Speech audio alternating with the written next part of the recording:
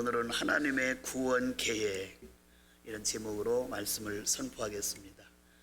금년 막 신년이 들었을 때 젊은 층들에게 너 꿈이 뭐야? 이렇게 물어보면 대부분의 청년들이 어저께 광화문 광장에서 있었던 BTS 공연 티켓 얻는 거라고, 그게 꿈이라고 했대요. 그럴만도 해요. 22,000장의 정규석 티켓을 파는데 눈 깜짝할 사이에 다 매진됐잖아요. 그랬다잖아요. 그래서 공연 측에서 7,000장을 또 예매하려고 추가해놨는데 그것도 정신없이 팔렸대요. 제가 금요일날 우리 이사회를 끝나고 광화문에 저녁 식사를 하러 이사님들과 갔었어요. 한 200명 정도 앉는 식당인데 삼계탕집인데요. 제가 이렇게 보니까 100명 정도가 외국인이에요.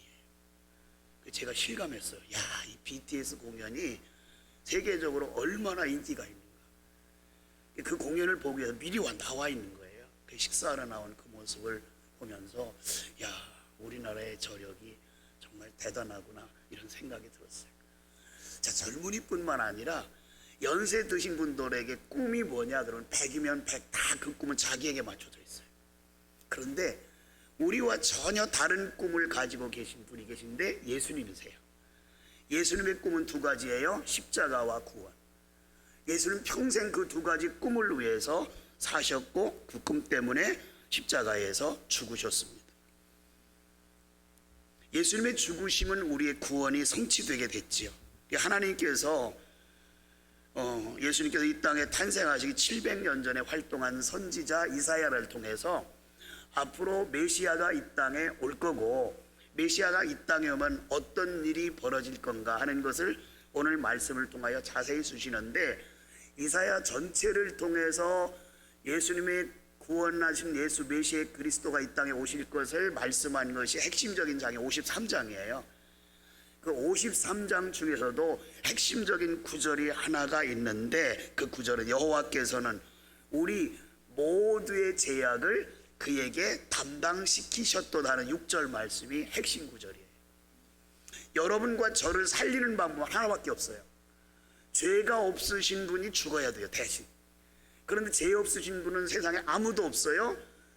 예수 그리스도가 이 땅에 오셔서 죄가 없은 모습으로 오셨기 때문에 그분이 죽어야 우리가 구원을 받을 수 있는데 그 구원 계획이 어떠한가 오늘 본문을 통해서 살펴보도록 하겠습니다. 첫째는 사람들의 반응에 개의치 않으셨어요.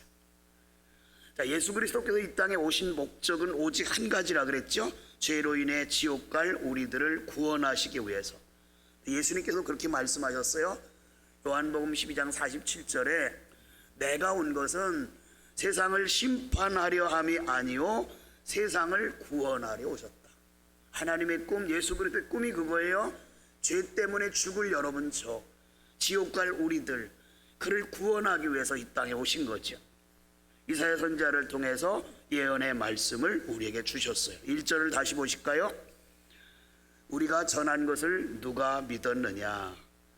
자, 복음을 위해서 말씀을 주셨고 예수 그리스도를 주신다고 우리가 전했다는 말은 선지자에게 전했다는 거예요. 그런데 아무도 안 믿는 거예요.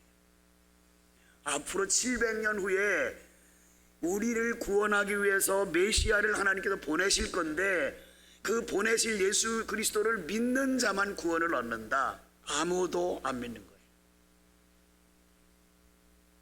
왜 그러냐? 오늘 3절에 보면 그의 외모가 너무 초라할 것이라는 거예요. 3절 보실까요? 그는 멸시를 받아 사람들에게 버림을 받으며. 자, 이 사실에 대해서 마태는 마태복음 26장 67절에 이에 예수의 얼굴에 침 뱉고 주먹으로 치고 어떤 사람은 손바닥으로 때리며 이렇게 멸시했다. 메시아임에도 불구하고 그분이 메시아라는 것을 모르기 때문에 예수님이 십자가에 못 박았을 때 그를 바라보며 침 뱉고 욕하고 막 때리고 이러며 멸시를 한 거지.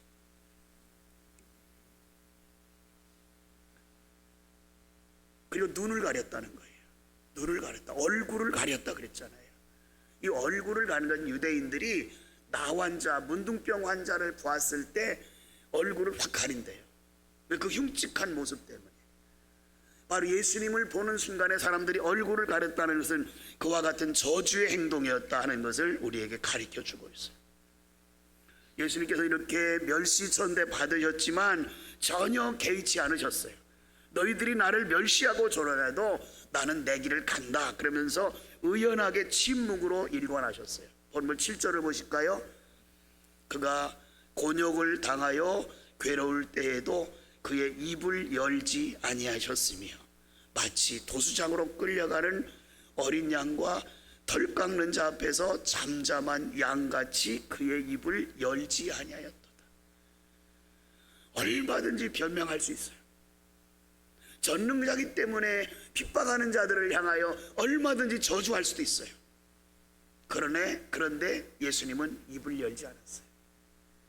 멸시하든지 말든지 예수님이 해야 될 일은 십자가에서 고난받으시고 죽으셔야 되는 거기 때문에 멸시하더라도 그것에 개의치 않은 거예요. 예수 그리스도의 침묵은 사람들이 이러하든 저러하든 십자가 구원에 대한 꿈을 이루기 위해서 내가 갈 길 가시겠다 그런 의미로 아무 소리 하지 않은 겁니다. 두 번째, 하나님의 뜻에 순종하는 길을 가졌어요. 하나님께서 예수 그리스도를 이 땅에 보내신 목적은 분명했습니다. 인류 구원을 계획하신 하나님의 계획이 있었기 때문에 예수 그리스도를 이 땅에 보내셨죠. 그런데 인류 구원을 위해서는 반드시 그가 죽어야 돼요. 본문 10절을 보실게요. 여호와께서 그의 상함을 받게 하시기를 원하사, 하나님이 원하셨다는 그의 상함을, 십자가에서 고난받고 죽으시는 것을 하나님이 원하셨다는 거예요. 그리고 이어진 말씀은 또 그의 손으로 여호와께서 기뻐하시는 뜻을 성취하리로다 이렇게 말씀하셨어요. 인류 구원 사역을 위해서 예수 그리스도께 인간의 죄를 지워 십자가에서 대신 죽게 하는 그런 방법을 하나님이 계획하셨고, 이러한 죽음을 대속의 죽음이라고 그래요. 남의 죄를 위해서 내가 대신 죽어주는 거. 이게 쉬울까요? 대신 돈을 갚아주는 것도 아니고 자기 목숨을, 자기 생명을 남을 위해 주는 건데 이게 쉬울까요? 불가능하지요. 가능한 일 아니에요. 주님이니까 하시는 일이에요.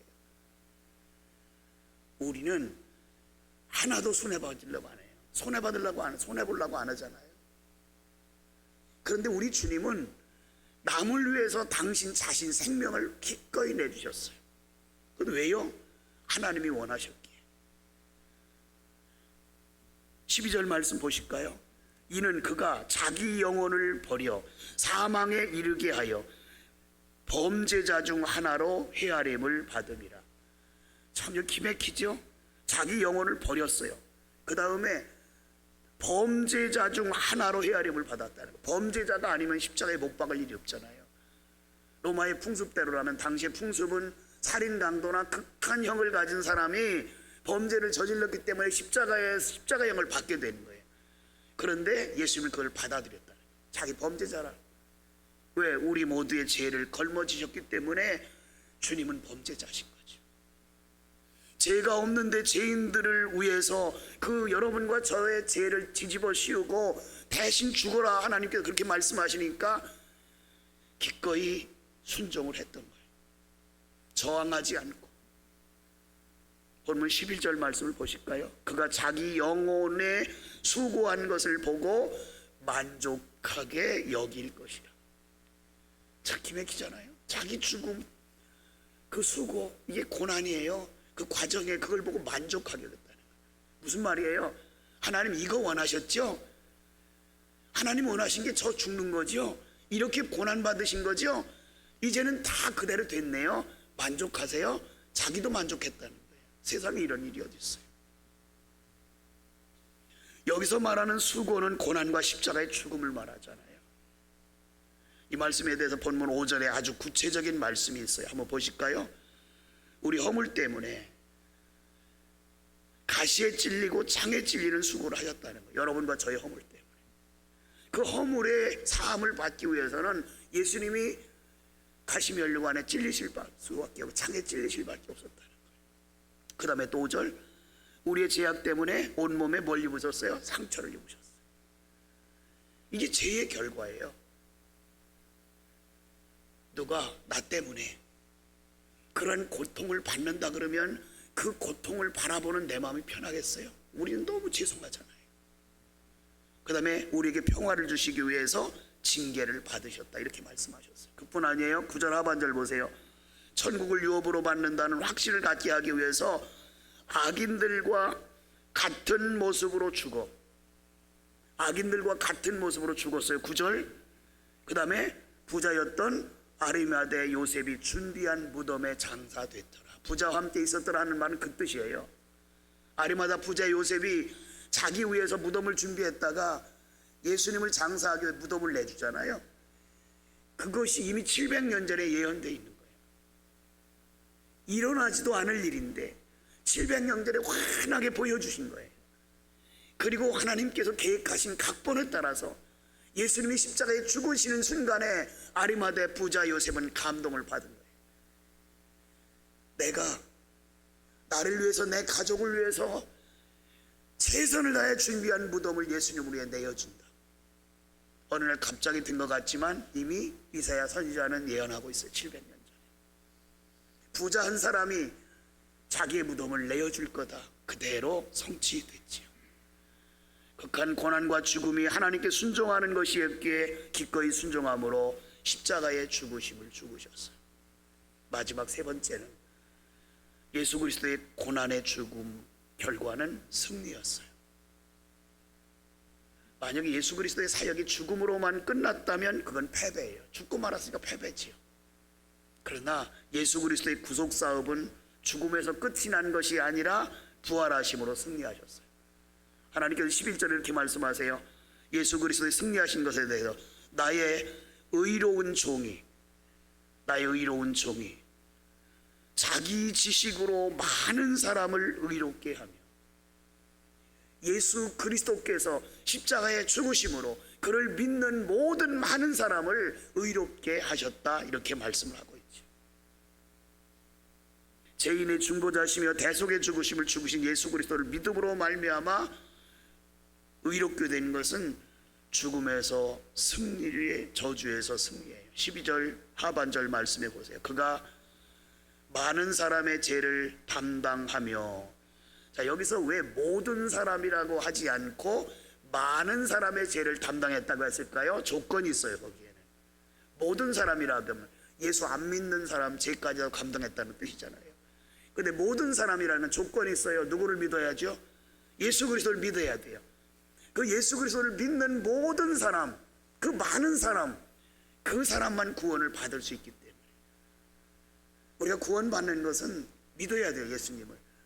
사도행전 16장 31절에 주 예수를 믿으라 그리하면 너와 내 집이 구원을 얻으리라. 믿어야 돼요. 예수님이 죽으셨어요. 아무리 귀한 축복을, 영생을 우리 앞에 갖다 놓는다 할지라도 우리가 믿지 아니하면 아무 소용없어요. 로마서 10장 9절 말씀에 사도 바울은 이렇게 말해요. 내가 만일 내 입으로 예수를 주로 시인하며 또 하나님께서 그를 죽은 자 가운데서 살리신 것을 내 마음에 믿으면 구원을 얻으리라. 두 가지예요. 예수 그리스도를 입으로 시인하고 부활하신 예수 그리스도를 내 마음에 믿으면 구원을 받으리라. 그래요. 부활이 믿어져야 돼. 부활하신 그 주님. 본문 1절을 다시 보세요. 그런데 안타까운 것은 우리가 사도들이 전한 것을 누가 믿었느냐? 아무도 안 믿었어요. 먼 훗날 인류 구원을 위해서 메시아가 이 땅에 오실 것을 전파했는데 아무도 안 믿는 거예요. 지금부터 한 2000여 년 전 가톨릭 교회, 로마 가톨릭 교회 종교개혁이 일어나기 전이에요. 우리 개신교와 국교가 분리되기 전에 과학의 갈릴레오라는 사람이 이상한 말을 했어요. 천주교에서는, 로마 가톨릭 교회에서는 이것 때문에 갈릴레오를 사형시키려고까지 했어요. 하나님의 창조 섭리를 거스렸다. 자 여러분, 지구가 움직여요 안 움직여요? 다 알고 계시죠? 갈릴레오가 천동설과 지동설을 주장하기 전까지 사람들의 상식은 지구는 고정되어 있다, 안 움직인다. 근데 갈릴레오는 아니다. 지구는 태양 주변을 빙빙 돌고 있다. 하나님의 창조 질서를 반역했다는 뜻에서 가톨릭 교회에서는 그를 죽이려고 했어요. 그런데 시간이 지나니까 밝혀졌어요. 그게 사실이에요. 이사야 선지자를 통하여 메시아에 대해서 전해주었는데 아무도 안 믿어요. 왜? 700년 후에 있을 일을 누가 믿어? 안 믿어요. 700년 후에 있을 일을 안 믿을 뿐만 아니라 그 후에 700년 후에 예수 그리스도가 유다 땅 베들레헴에 탄생하셨는데 그를 메시아로 전해도 안 믿어요. 우리가 예수님을 구주로 믿는다는 건 하나님의 축복이에요. 여러분과 제가 마음을 열고 예수를 구주로 영접했다는 것을, 이게 얼마나 큰 축복이에요. 믿으려고 해도 안 믿어지는 사람들이 부지기수예요. 지금 교회 밖에 있는 사람들 다 그런 사람들 아니에요. 우리는 믿었기에 이 자리에 온 거예요. 예수 그리스도를 구주로 믿는다는 것은 축복 중에 축복이에요.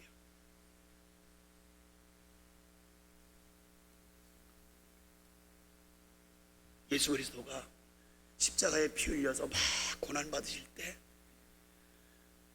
예수님을 가장 비난했던 사람들은 하나님을 모르는 사람들이 아니에요. 마태복음 27장 41절에 보면 이런 말씀이 있어요. 대제사장들과 서기관과 장로들이 함께 희롱하여 이르시되, 그 당시 예수님을 잘 섬기고 예배를 집례하는 사람들이 대제사장이에요. 서기관들은 성경 말씀을 옮겨 쓰는 사람이기 때문에 성경 말씀을 누구보다 잘 아는 사람들이에요. 장로들은 백성의 영적 리더자들, 지도자들이에요. 그들이 예수님을 핍박했어요. 아무도 안 믿었어요. 성경을 안다고 믿어질까요? 아니에요. 아는 거하고 믿는 거하고는 전혀 다릅니다. 그들은 예수님을 비난했어요. 뭐라고 비난했어요? 성전을 헐고 3일 만에 짓는다며? 그럼 십자가에서 내려오봐. 십자가에 달려서 고통당하며 피땀을 다 흘리는 예수님을 향하여 그렇게 비아냥거리는 거예요. 종교 지도자들이. 여러분, 예수 그리스도는 십자가와 구원이라는 두 가지 꿈을 성취하셨어요. 하나님의 구원 계획이 그러하셨기 때문에 남들이 믿으려 하지 않던 안 하던